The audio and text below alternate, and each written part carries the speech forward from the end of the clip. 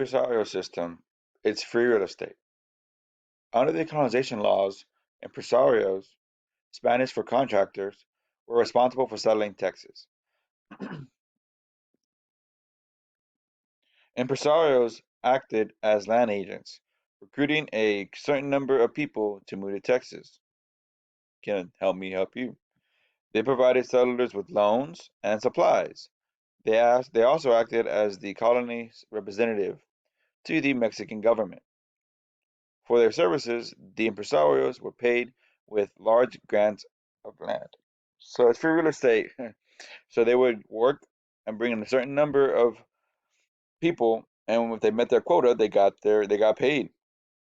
So it was kind of, a gamble. If you were not able to provide those people, a certain number of people, you would not get paid. So you do all that work for free.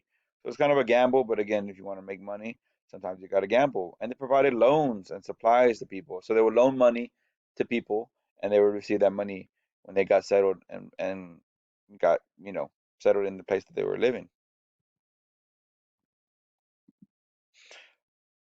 Moses Austin. Who was Moses Austin? The first Anglo impresario in Texas was Moses Austin, a failed businessman who had once helped the Spanish government settle parts of Missouri. He proposed settling Anglo-Americans in Texas. Fearful of filibusters, the Spanish at first rejected his proposal in 1820. Before he could gain final approval, he died in June 1821. His dying request was that the son, Stephen, would continue his work. So a lot of things going on right now. He did help the Spanish government one time settle parts of Missouri, so they trusted him. So he proposed bringing in Anglo-Americans to Texas. But the Spanish were fearful, rightfully so, because again, America is growing and they had that manifest destiny. They want to go from sea to sea. And Texas is in their way. And they're thinking, if we let Anglos come settle Texas, we might have trouble later on controlling Texas from the Anglo-Americans. Moses' dying wish.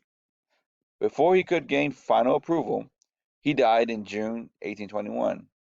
His dying wish was that his son, Stephen F. Austin, will continue his work in settling Texas. How did Moses Austin die?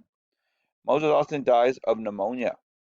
Unfortunately, as Austin became ill and died from pneumonia, before his plans could be carried out, his dying wish was that his son, Stephen F. Austin, would colonize Texas in his place.